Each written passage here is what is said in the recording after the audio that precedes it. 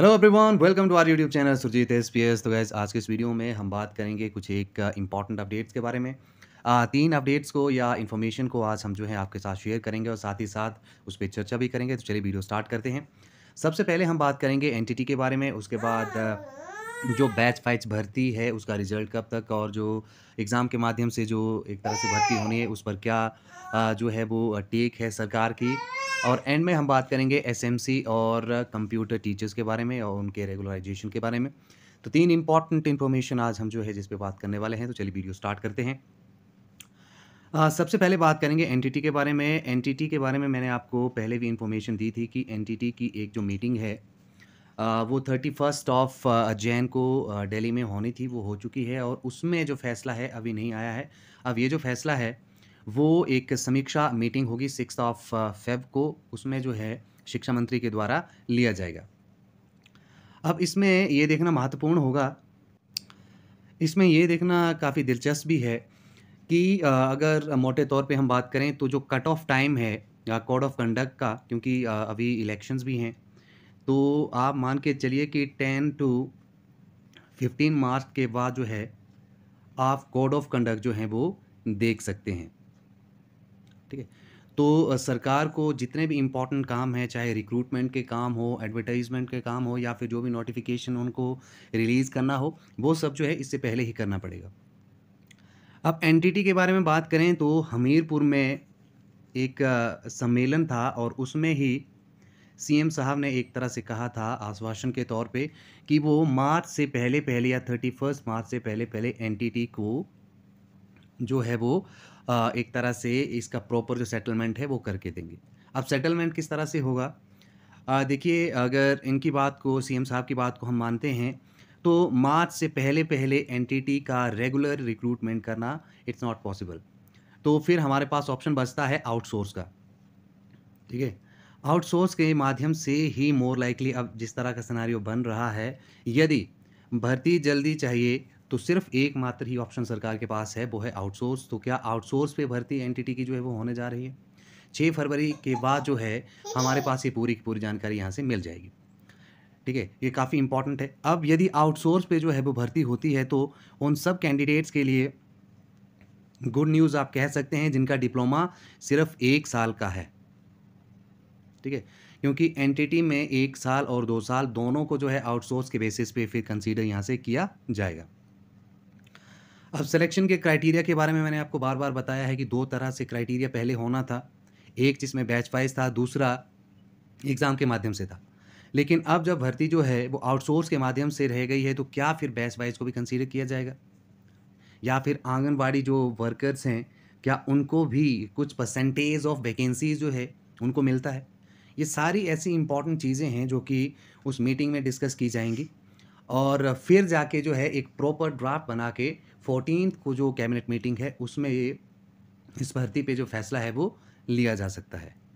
तो अभी आप ये कह सकते हैं कि एनटीटी का जो मैटर है वो प्रोसेस में है और आप लोग कहोगे कि काफ़ी सालों से हम ये सुनते आ रहे हैं, बट मुझे इस बार सीरियसली लग रहा है। बाकी गवर्नमेंट की इच्छा है कि गवर्नमेंट यदि रिलक्टेंट है तो फिर नहीं होगा, लेकिन यदि गवर्नमेंट होपफुल है, चाहती है कि एनटीटी की भर्ती हो जाए, तो फिर ये हो सकता है आउटसोर्स के बेसिस पे।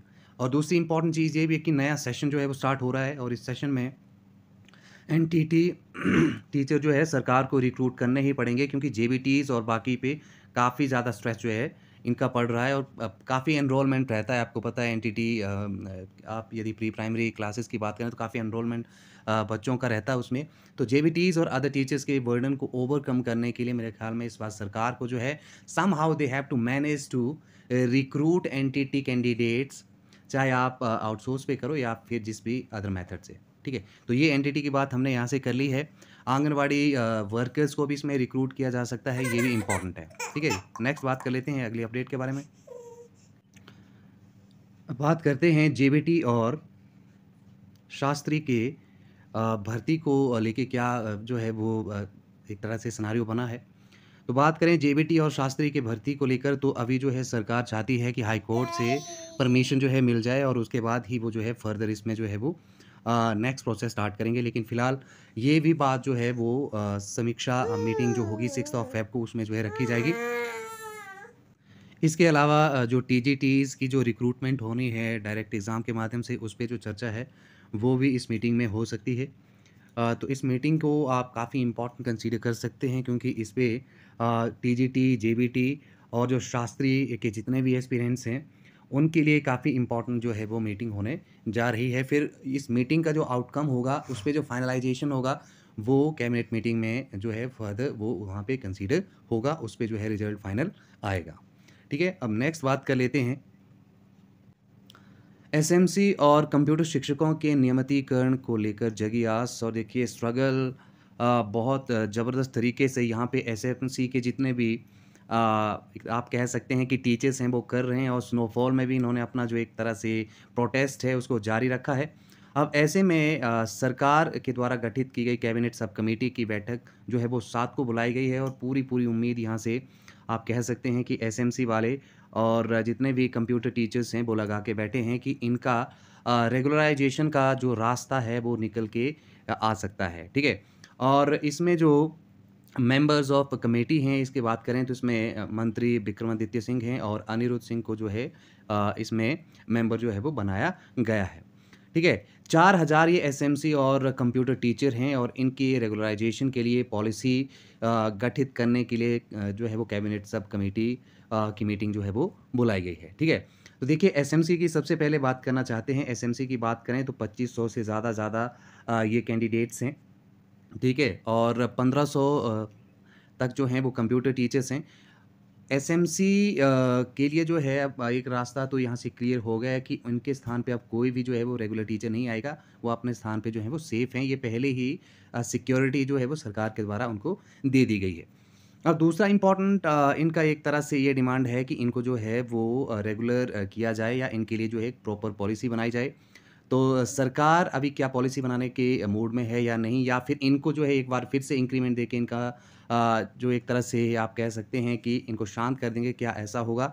या फिर सरकार जो है इनके लिए प्रॉपर पॉलिसी यहाँ से फ्रेम करती है, तो किस तरह की हो सकती है? थोड़ा-सा मोटे तौर पे उसको समझने की कोशिश करते हैं। देखिए मेरे ख़्याल में जिनका जो पीरियड है स्कूल में पढ़ाने का या जो ड्यूरेशन है, यदि वो 5 साल से ऊपर है, तो मेरे ख़्याल में उनको कॉन्ट्रैक्ट में लिया जा सकता है।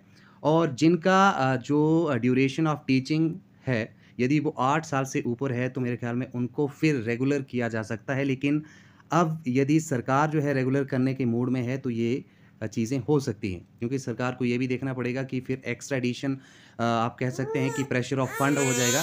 तो रेगुलराइज़ेशन की तरफ डायरेक्ट जाना थोड़ा-सा कंपैरेटिवली मुश्किल है, तो कॉन्ट्रैक्ट पे इनको जो है वो लाया जा सकता है, जिनका जो टाइम पीरियड है वो 8 साल से ऊपर हो चुका है उनके लिए, ठीक है?